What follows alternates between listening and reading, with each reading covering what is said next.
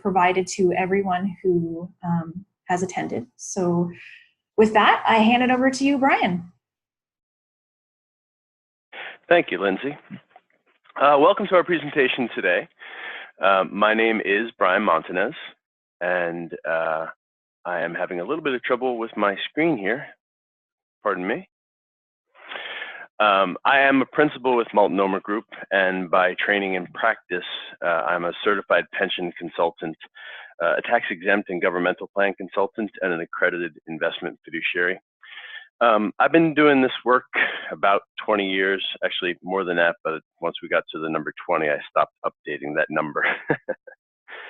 Today we're going to talk about 4 things. So first, understanding why fees is important. Talk a little bit about the fiduciary obligation regarding fees. I will talk a little bit about some recent legislation in the last couple of years, some recent lawsuits in the last couple of years, but this is not meant to be a webinar on those cases. I just want to bring them up to talk a little bit about what's happened so that I can impress upon you why it's so important for you to understand the nature of fees and the details of these fees. Then I will give you a detailed explanation of the fees you'll see, and then I'll give you 5 suggestions for things to consider as we move forward. So first, fiduciary obligation towards fees. I went to school with a buddy of mine, a Greek Cypriot, and he used to throw Pathos, Ethos, and Logos at me all the time, and I just like it. Pathos being emotion, so I want to appeal to your emotion today to try to communicate. I also want to take Ethos, which is your ethics, and Logos, which is the basic logic. So I want to appeal to all components of your mind today to impress upon you the details of these fees and why they are so important. So one of the primary obligations of a responsible plan fiduciary is to determine the reasonableness of the fees incurred by participants in the plan and related to the services they provide. But to understand and appreciate the reasonableness of the fees, you need to have a detailed understanding of what those fees are. According to the Department of Labor, among other duties, fiduciaries have a responsibility to ensure that the services provided to their plan are necessary and the cost of those services is reasonable. So when we talk about fees, I will also try to relate what services go along with those fees. And yes, Aristotle down there in the corner. So for this slide, you've all seen it. We've seen it a dozen times, the emotional side of fees. 2 participants doing the same thing. Jim and Anna both save $3,000 a year. They both start at 25, and they both get the same investment return, 10% a year. But one person works for an organization that manages their fees, and one doesn't. So one person has a higher fee. So Anna has fees that are 1% a year, while Jim has fees that are 2% a year. You can see the numbers, 1.1 million versus 842,000. That's about a 24% reduction in Jim's account balance simply because his employer didn't manage fees well. That's a $265,000 number, and these 2 participants did the same thing their whole lives, but one had higher fees and they have a substantially lower account balance. So this is why the gross fees and understanding those fees and making sure that your participants are only paying reasonable fees is so, so important. Those are big, big numbers that we're talking about there.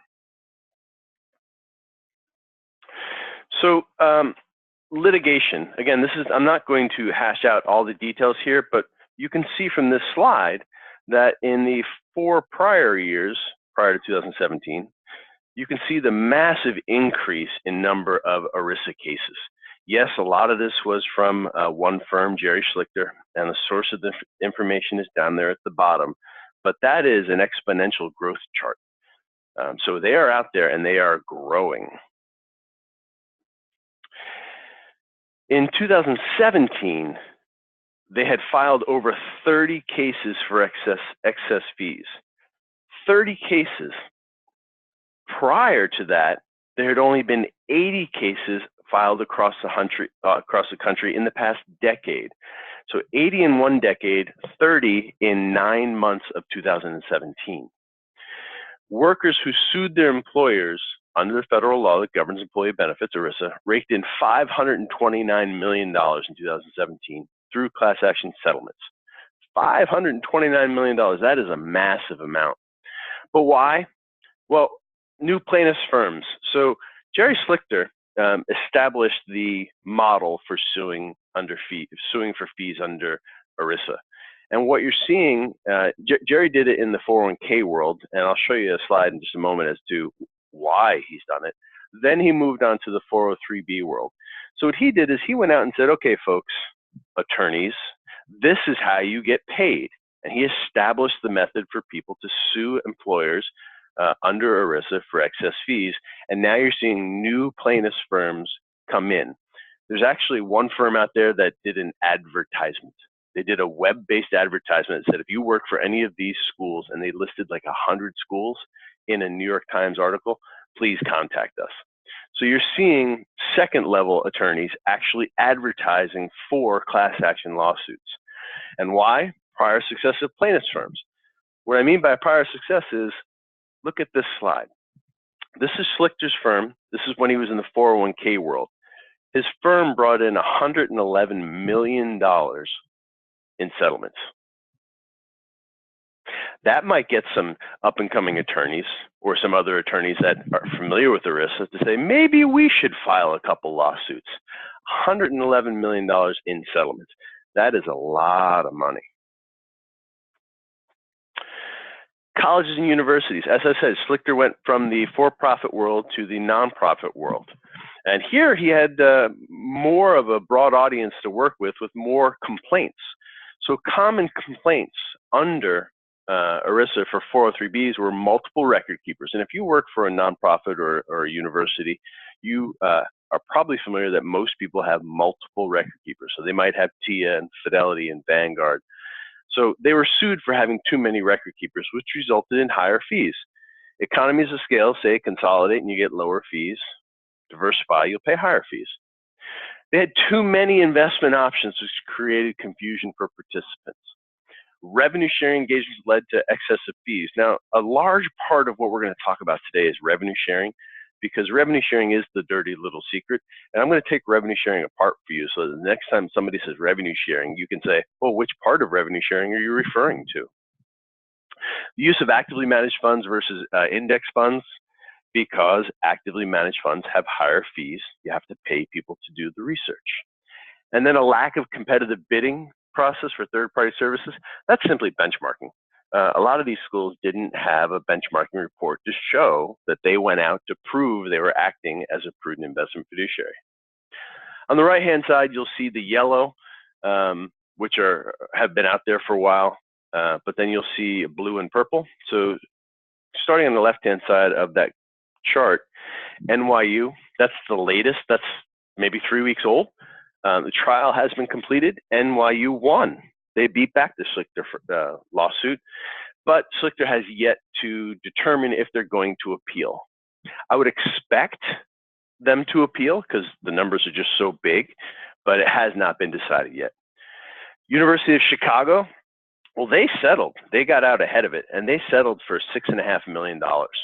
They also had to adjust their investment lineup, actively engage in the competitive bidding process, and they had to ensure that they would not raise fees for the next 3 years. So they just settled. They wrote a $6.5 million check to get out ahead of it and stop the trial. On the right-hand side, you'll see two purples, Northwestern and University of Pennsylvania. Well, they're both on appeal because the universities won. They actually were able to beat back the lawsuits.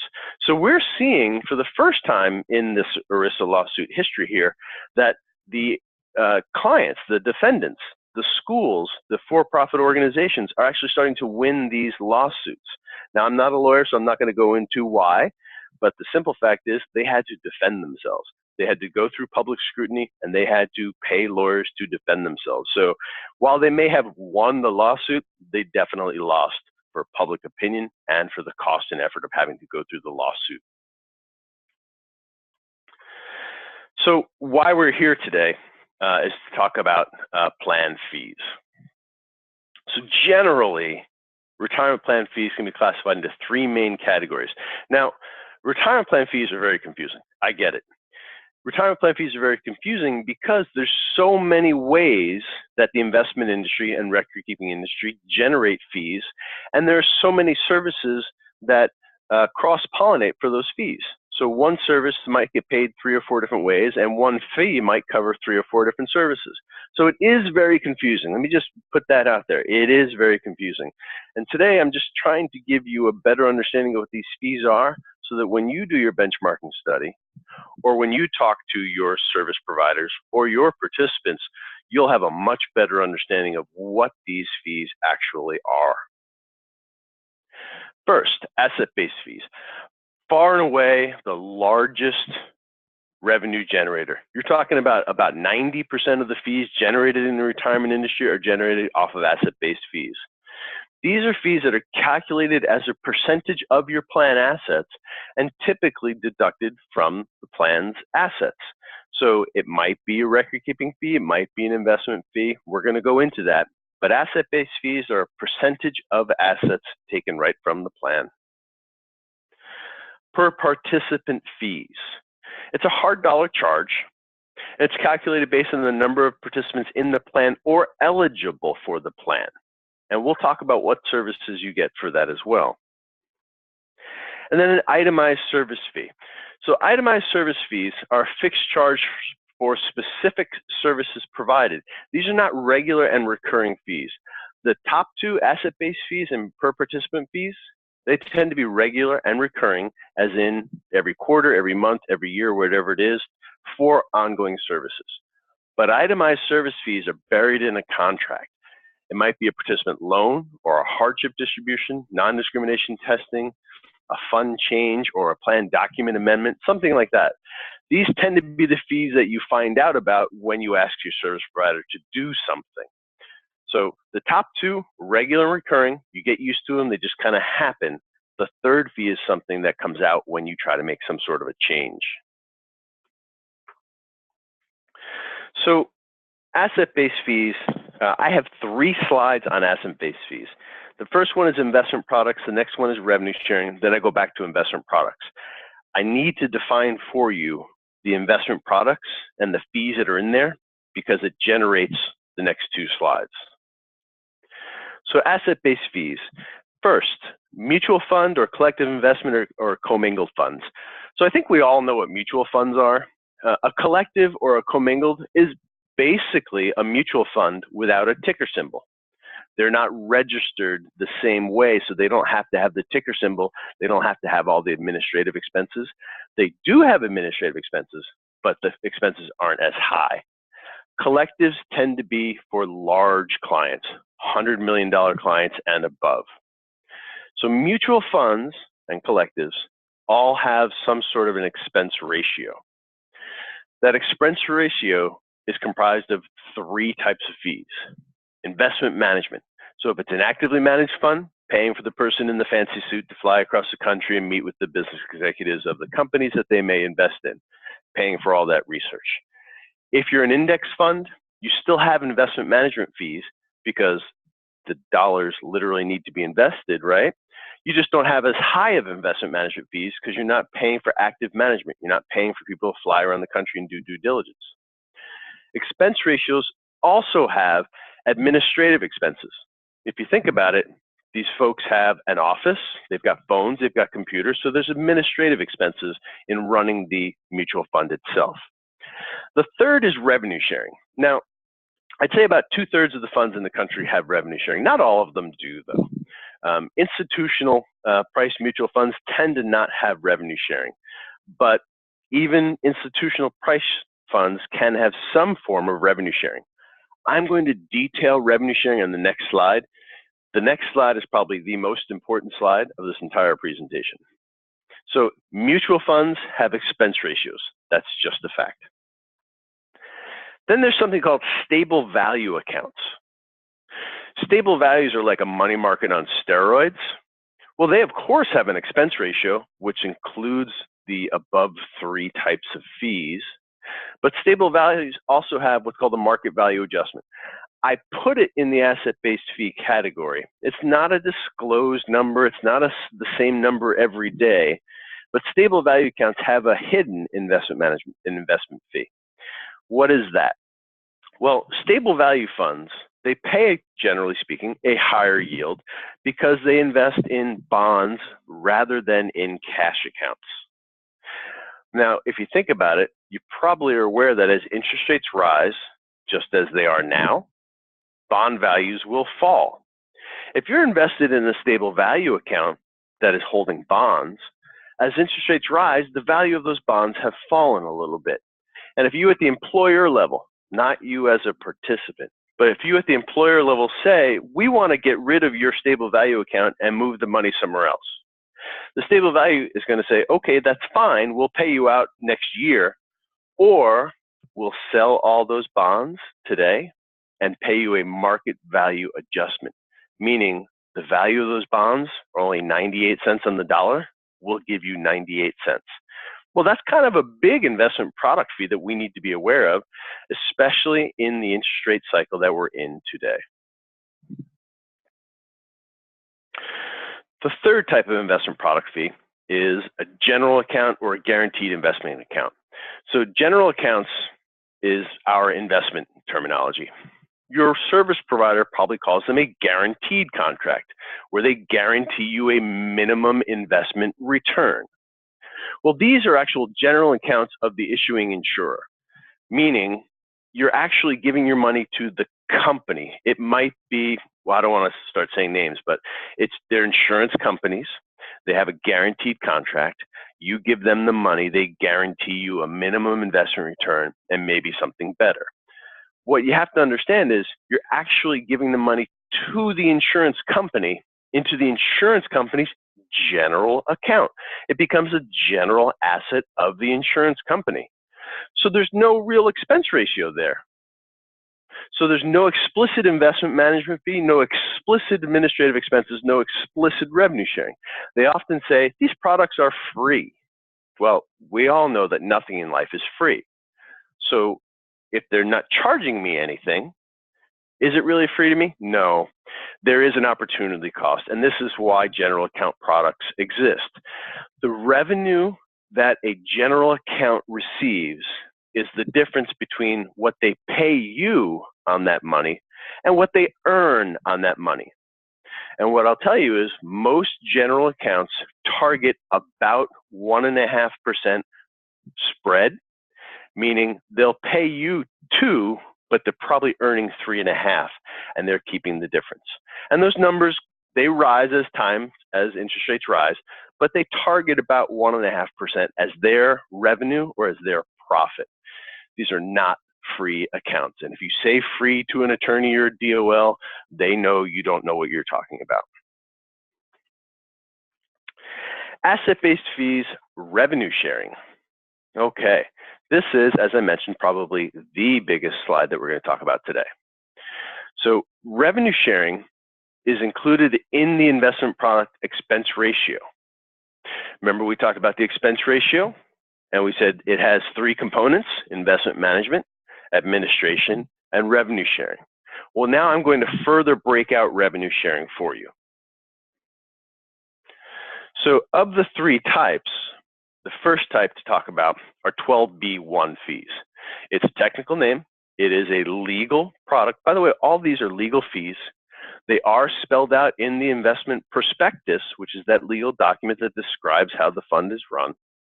So 12B1 fees are fees charged by many mutual fund companies, but not all. For example, Vanguard does not pay revenue sharing of any nature. Of any of these things we're about to talk about, they're one of the companies that don't pay any of this.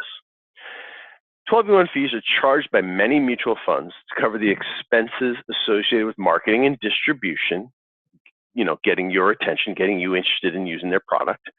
These fees are generally paid to a broker of record, so somebody who might be servicing your plan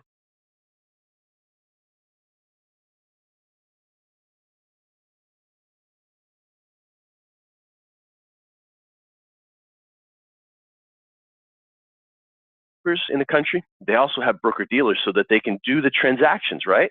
You give them money, tell them to buy your fund. Well, they have to broker that transaction. So they actually have brokerage companies, and they can keep that revenue as part of their service fee.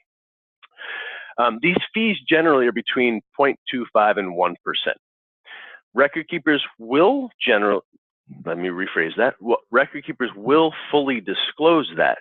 Historically, it wasn't always fully disclosed, but in the past couple of years, due to some new regulations, they have to fully disclose these fees to you.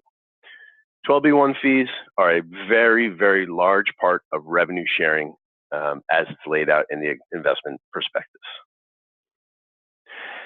The next one is something called a shareholder servicing fee. Let me explain what that vernacular means. If you are invested in your retirement plan, you are a shareholder, and you're invested in the ABC fund. But you have a question about the ABC fund. You don't call the ABC fund company, you call your record keeper. So your record keeper is servicing you as a shareholder. Similar to 12B1 fees, but are typically used by no load, no commission products. So they say, hey, it's a commission-free, no-load product. Yeah, and it doesn't have a 12B1. Yeah, but it has shareholder servicing fees. So only service providers such as TPAs, third-party administrators, or your record keeper, not brokers, so not your stockbroker, can receive these fees, which can be used to compensate the TPA or record keeper for the annual administration, education services, general services to your plan. Again, they're fully legal. They're just very difficult to find and very difficult to understand. No-load fund companies can pay up to 0.25% of assets as a shareholder servicing fee without being required to call it a 12B1 fee. So you go over 25, you now have to call it a 12B1 and you call it a type of commission.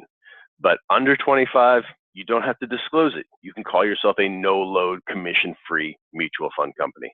But 0.25, when we're talking about millions of dollars, which is what retirement plans are, 0.25 ends up being a pretty big number. Then, to get a little more wonky, sub-transfer agency fees. This is usually a payment to a TPA or record keeper who holds an omnibus account. Now, what am I talking about? Okay, you as a plan sponsor will open up a mutual fund for all of your participants to invest in. So they have one account at that mutual fund company by you. An omnibus account is where your record keeper takes all the money from all the clients nationwide and invests it in that one mutual fund. So omnibus, omni being all, is where all retirement plans of that service provider nationwide take all the money invested in that ABC mutual fund, and they only open one account at the mutual fund company. So your record keeper is responsible for keeping the records of, is it the ABC fund with your employer or the ABC fund with my employer? They are paid sub-TA, sub-transfer agency fees for doing that level of record keeping. Why? Because the mutual fund doesn't have to do it. The mutual fund will only have one client, not 1,000 clients. These fees typically range from 10 basis points to 0.35%. Again, when you multiply that times multiple millions of dollars, these numbers get pretty big. So those are the three types of revenue sharing. But there's a fourth type that's not technically revenue sharing. Everything I've described there is, technically speaking, a form of revenue sharing. But since we're trying to understand fees, well, there are commissions. Commissions are usually paid from the plan assets to a broker for servicing the retirement account. We found these fees typically range from 0.25 to 1%, but can be as high as 8% for contributions. I took over one client maybe 2 years ago, and one of the vendors was getting paid 8% on each dollar that was deposited into the account. Think about that. You give $1 into your retirement plan, 8% of that went to the broker. Now, the broker said, oh, I don't charge you anything, meaning I don't charge the plan sponsor anything.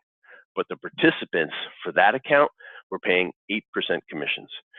got to understand these commissions as well as these revenue sharing, because these are all things that you need to account for when you decide, are the fees, revenue sharing, asset-based fees, commissions, are these reasonable for the services that we're receiving? There is a growing movement to an institutional share class, or what they're calling a clean shares, to separate investment management from servicing fees. So here, with all these different types of fees, they're embedded in the expense ratio. So it gets a little bit cloudy as to how much am I paying for investment management, how much am I paying for servicing fees. Clean shares have none of the above,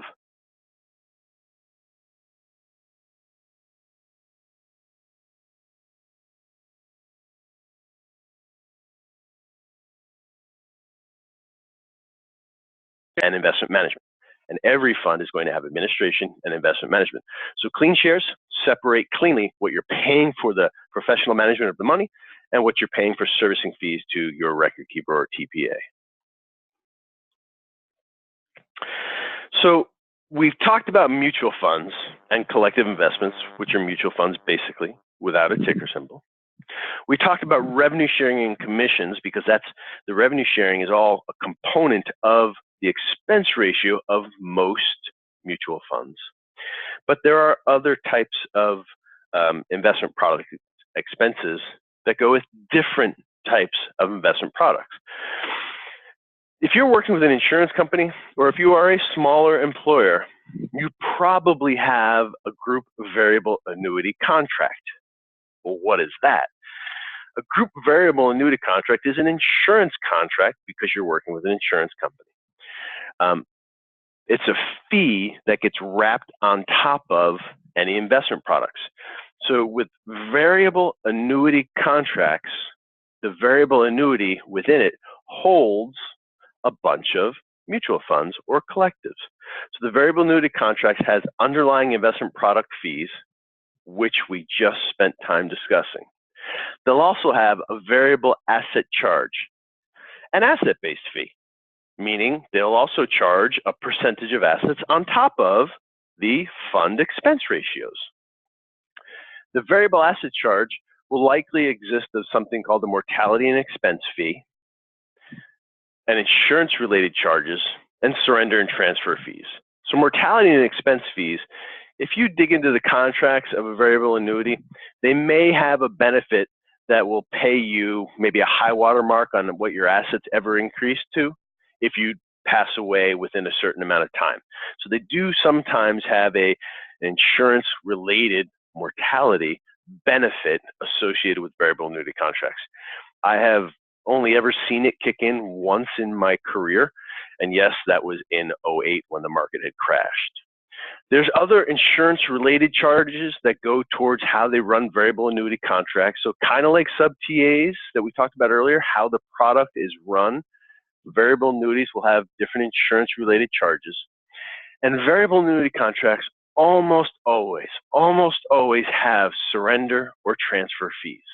So if you surrender your contract, which is insurance talk for you're giving it up, you're exchanging it, you're selling it, you're moving on at the plan level, they almost always have some kind of a surrender fee, which is basically a back-end sales charge. So instead of paying up front, you pay to get out of variable annuity contracts.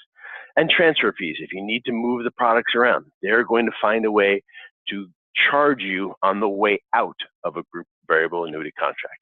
Now, if you're a large enough employer and you've been able to negotiate successfully with the insurance company, and or if you have had a product long enough, you may not have a surrender or transfer fees, but those are few and far between in my experience.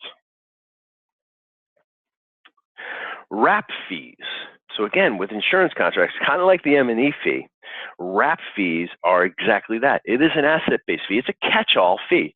It's an asset-based fee that goes on top of and around all your investment products, whatever type they are.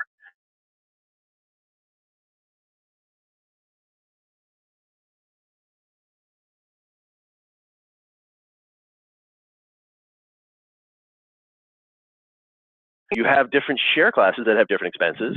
The first thing we talked about was an asset-based fee that is almost always charged on retirement plans, and I shouldn't say that. More and more commonly is becoming charged to retirement plans instead of revenue sharing. So asset-based fees, these are not necessarily bad things.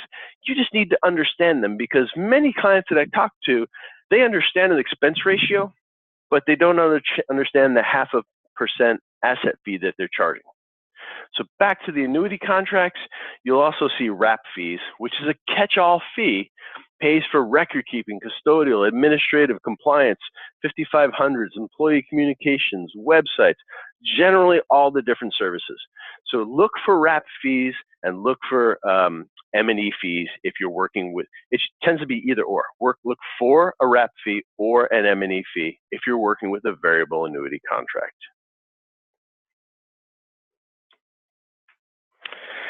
Per participant fees. So per participant fees are calculated based on the number of participants in the plan or eligible. So like if you work with a 403B plan, universal eligibility, anybody that works for you is basically going to be eligible whether or not they're participating. Or it's a fee for a specific participant initiated event. Typically, they're charged to the participant for individual services for that participant, or to the sponsor for services performed at a plan level. These types of services can range anywhere from $25 to, I've seen quadros that are $1,000, a loan fee, a hardship distribution, a normal distribution. So services may include participant statements. With your smaller employers, you'll often see the TPA record keeper charge a per participant fee for statements. Education and enrollment, you'll see fees per head. By the way, whenever you have people come out to do education, they are receiving some form of compensation, and the record keeper has to account for that. They can't just send someone out there 365 days a year. So there is a cost. And if you start using services up and beyond what they've accounted for, they're going to ask you to pay a per participant charge. Administrative services for 5,500, the more participants you have, the more work they have to do. Technology access, call center availability. Then we have something called itemized service fees. So these are similar to per participant fees, but they're more about the individual transaction. So itemized service fees are generally charged as in occurred rather than a regular and recurring. That past slide are regular and recurring. Itemized service fees are as incurred, and they may be paid by the plan sponsor or the plan or the participant depending on what the service is. These fees are for specific services detailed in your vendor services agreement. It may be wrapped into an asset-based fee, or it may be a hard dollar per participant, or they may say you, the plan sponsor, and invoice. These are for things like loans. Yeah, there's usually fees to establish a loan. Distributions, they have to process the paperwork. They want to charge as the money goes out. Or qualified domestic relation orders. I said that a minute ago. That is domestic relations, separation, divorce. Qualified domestic relation orders are how you get your spouse's money in a divorce. It has to be, it's a legal document. It has to be reviewed to make sure that it has the legally required language. If you're a plan sponsor, you should not be reviewing and approving quadros. You should have a professional do it, such as your record keeper or your lawyer. But these itemized service fees, when things like this come up, they're going to generate a bill, an invoice, and either the participant's going to pay it or the plan sponsor is going to pay it. Some itemized service fees are plan-based rather than participant as incurred. So fees charged for a specific service to the entire plan. Non-discrimination testing. Every year, regardless of what type of organization you are, you do have some form of non-discrimination testing. It may be as simple as the 402G, that participant limit, make sure participants didn't put in more than they're allowed, or it may be more complicated, but everybody has an annual non-discrimination testing if you're subject to ERISA and IRS. Form 5500 preparation. If you're an ERISA plan, you have to file a 5500. Well, there's a service fee for that. And fund changes, I'm seeing more and more record keepers charge for fund changes.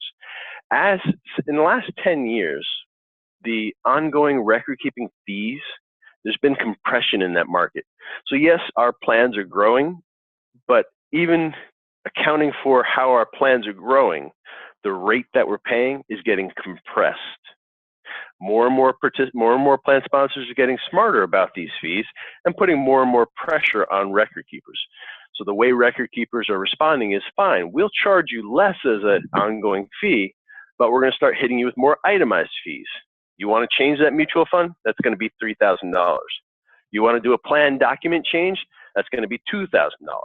So you're starting to see more and more itemized service fees as those asset-based fees are getting compressed. And there's always the proverbial other category, right? So these fees discussed so far are the most common types of fees paid for ongoing services. These other expenses are fees that might be charged and are typically detailed in your service agreement or investment prospectus, but also need to be understood. Sales charges. Finder's fees, contingent deferred sales charges. I told you the story about the one client that was paying an 8% commission right up front for every dollar that was put in. That was called the finder's fee. So the broker got paid 8% for every dollar that went in. The investment fees were very low. The asset-based fees were very low. It all looked good. But when we dug in to figure out and do a benchmarking study, we found, yeah, your ongoing fees, they're all very low, but you're paying an 8% finder's fee to this broker of record. That's money going into the plan. But money coming out of the plan, contingent deferred sales charge. Contingent upon how long it's been in. Deferred, meaning we're going to get paid at a later date, but it is a sales charge. So contingent might mean you have a contract that says you will pay a sales charge if you leave within 5 years or 7 years or 9 years. That's the contingent part. And it might even have, I have one other client where it was a 9-year contingent deferred sales charge, where every year it dropped. So it was 9, 8, 7, 6, and so on and so forth. So they had a contingent deferred sales charge, but their ongoing fees, their investment products, their asset-based fees, those are all very reasonable, if not low. But if you left, then they hit you big with high contingent deferred sales charges. So what sounds great up front, good low fees, good low investment products, read the contract, because you might be paying on the way into the plan and you might be paying on the way out of the plan. Exchange fees, early redemption fees. What I said earlier at the very beginning of this presentation was this world is very confusing because there's a lot of different ways that fees are charged, and the fees can pay for multiple services. So this is going to start to sound repetitive, but this is just different terminology that different service providers will use. So exchange fees or early redemption fees. So these are exchange fees typically in less liquid assets. Exchange early redemption fees are designed to limit short-term trading in the fund. So we talked about expense ratios, and we talked about sales charges. We talked about 12b-1 fees. Those are all ways for the mutual fund to make money. Short-term trading fees are not about the mutual fund making money. What they are is a sales charge on the way out of an investment. But that's not necessarily a bad thing. These tend to be small cap products or international products, and you have to stay invested for 30 days or 60 days to prevent frequent trading. Because frequent trading, if you think about it, international markets, you can see what happens in our US market after the international markets have closed. So you might be able to have a little bit of an arbitrage there if you're an active trader. But the shareholders of your current investment, if you're going in and out and in and out and in and out, that hurts the shareholders of that investment. So mutual fund companies with small cap products and international stock products, they'll say, you need to stay in this fund for 30 days or 60 days or 90 days. And if you leave, that deposit, not your entire balance, that deposit needs to stay in for that 30 to 90 days. But if you leave, we're going to charge you 2%. But the mutual fund company doesn't keep the money. That 2% goes right back into the fund to compensate the other shareholders for your frequent trading.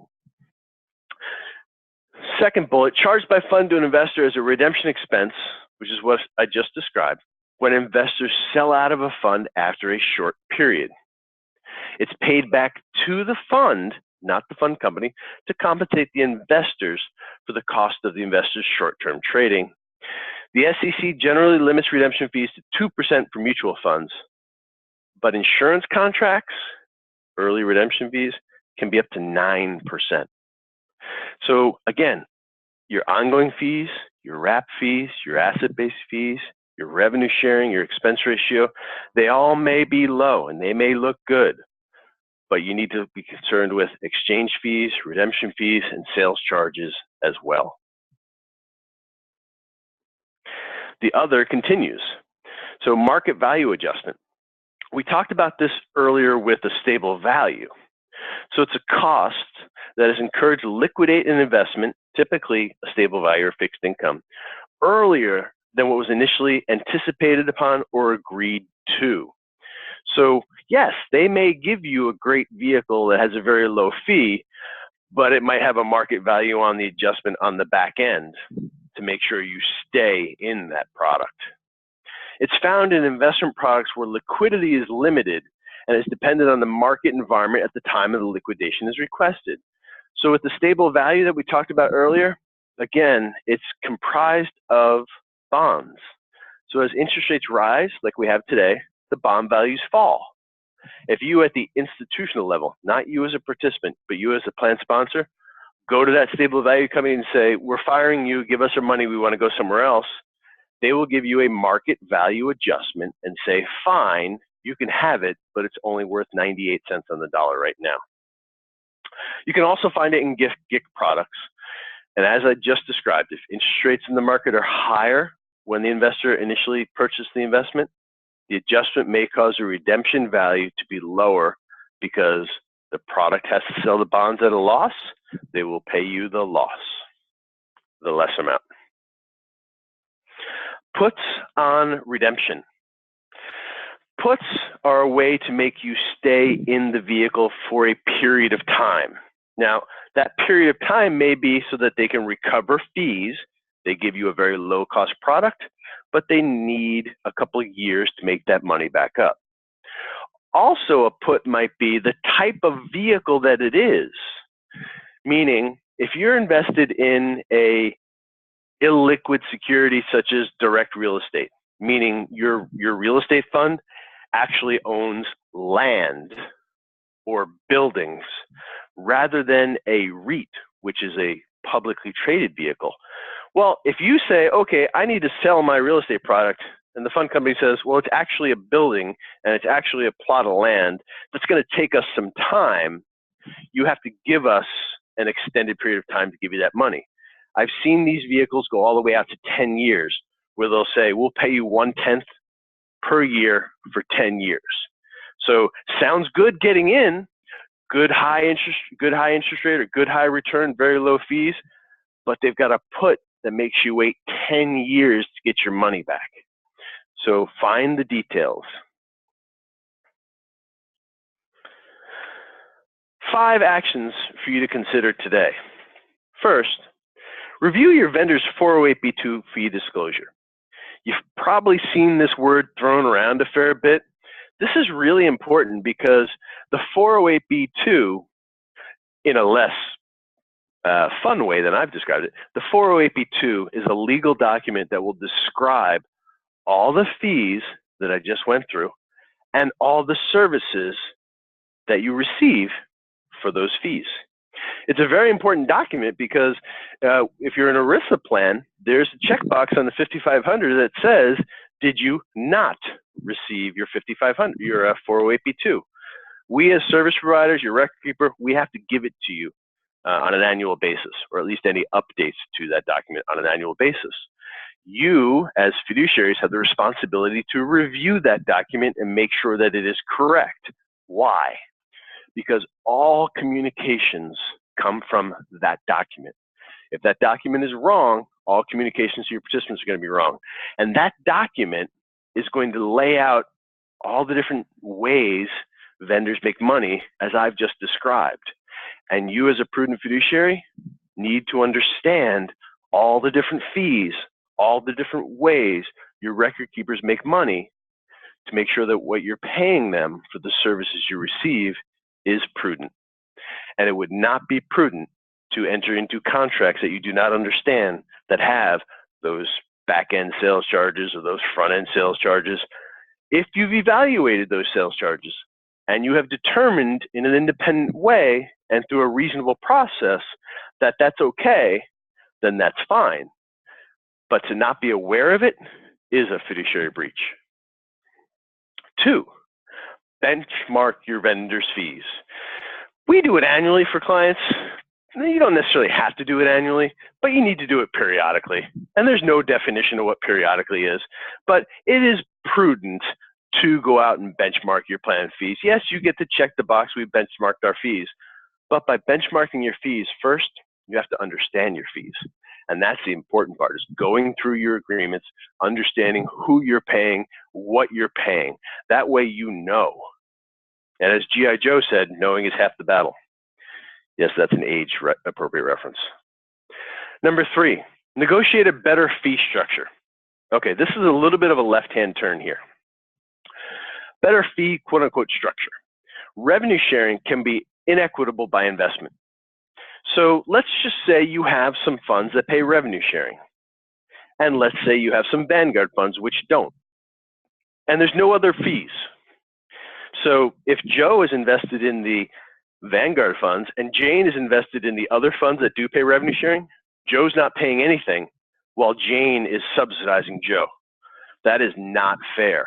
And when you look at the revenue sharing, even fund companies that pay revenue sharing, because of all those components that we laid out, the numbers are never equal. So somebody is always overpaying or underpaying when your plan pays via revenue sharing. So we say negotiate a different type of structure. Per head can be burdensome. Per head is, hey, we're not going to pay you asset-based fees. No, we're not going to do revenue sharing. We're not going to do asset-based fees. We're going to pay you per person. It might be $100, $200, $300 per person. Well, that's fine for someone with a large account balance. As a matter of fact, that's better for someone with a large account balance. But the person just getting started, who is barely contributing to the plan, maybe they're doing 3-4% of their salary, well, that's going to be pretty burdensome in those first couple of years, and in fact may encourage participants not to participate. Consider fee levelization. Fee level, level fee. Everybody pays the same rate. We move a lot of our clients to either per head or fee levelization, depending on what type of organization they are and how they want to have their benefits structured. But fee levelization is everybody pays the same rate. So take the revenue sharing out, or at least offset the revenue sharing, and everybody gets charged 0.1 or 0.2 or 0.3 or whatever it is. And if there is any revenue sharing, the revenue sharing gets given back to the participant.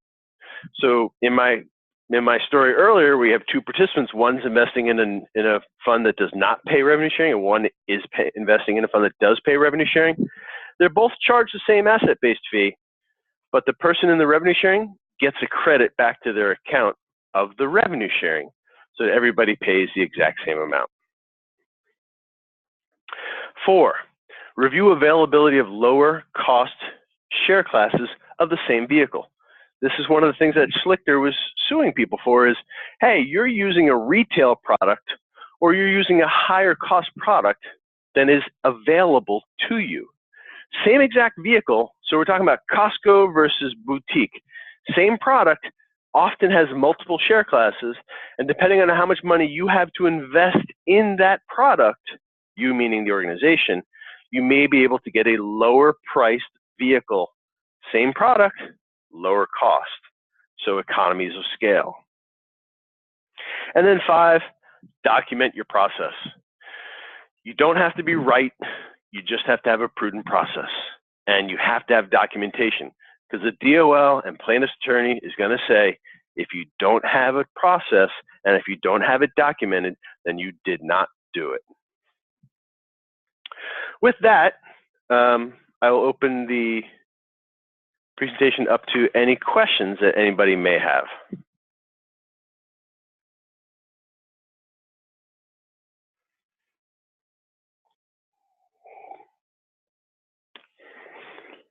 Lindsay, anything?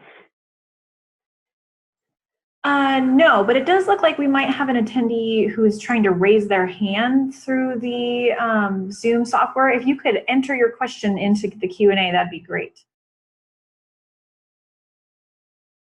And it looks like we do have a question. Yes, there will be a copy of the slides that will be provided to you via email within a couple of days of today's presentation.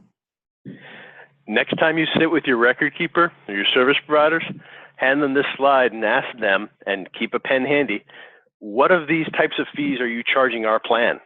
And then watch them squirm, because this is next level explanation of these fee structures. But yeah, hand them this slide and go through it. Are you charging asset fees? Are you charging these types of fees? And let them answer the questions for you.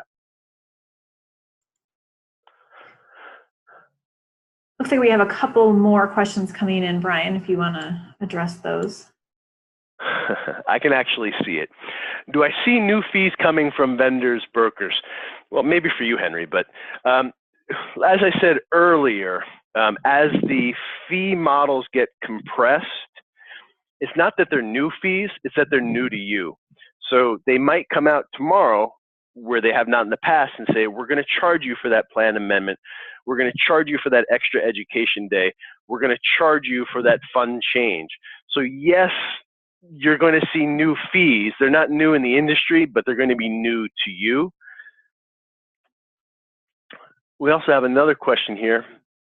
Is there any way an individual can find out what share, by the way, I love that S/HE, I use that too. Find out how they paid in total in the most recent year. Is it only available for, so the 408B2 is at the plan sponsor level. So the question is there any way a participant can find out what they have paid in an annual basis? So fees have to be disclosed to participants in either a dollar form or a percentage form. So yes, participants can go either online or at their paper statement, and it depends on how your service provider handles that. But yes, they are required to disclose to you what you are paying on an individual level. And if you don't see it, because sometimes it's not always clear, you can call the service provider and ask them to explain it to you. I see another question here. Are all fees passed along to the participant, or does the employer pay for a portion, i.e. itemized service fees? It depends. So what I started the conversation was asset-based fees are 90% of what you're ever going to see out there. In the 24 years I've been doing this, I've had one client who paid the record-keeping fees, only one client. But earlier we said there are per participant fees based on an as-incurred basis. So loans, yeah, loan fees are typically paid by the participant. Distribution fees are typically paid by the participant. Quadro fees, I see them split between employer and employee, but generally speaking, 90%, the largest component of the fees are going to be an asset-based fee, either in the form of the expense ratio of the vehicle or asset charges. Those are almost always paid for by the participants themselves. Are there plan fees that cannot be passed on to the participants? Yes, there are. So non-reasonable fees, just to be clear, fees that aren't prudent, you can't pass on to participants. But you as a plan sponsor can pay them. There's also something called settler fees. So there's settler and fiduciary and administratively required. Administratively required, so think of the 5,500 or plan document fees. those fees may always be paid by the participants or the plan. Fiduciary fee, or audits also. Fiduciary fees, such as a fiduciary investment consultant, may be paid by the plan sponsor. Settler fees, think business decision.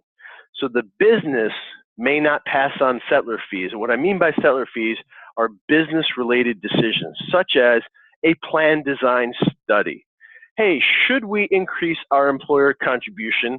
Let's hire a consultant to do a benchmarking study on employer contributions in our industry so that we can figure out if we should raise our fee. That's a business decision that may not be paid by the participants. The word is settler, and you can do a Google for settler and fiduciary fees, and you'll find plenty of information out there. Got another minute or two. Are there any other questions?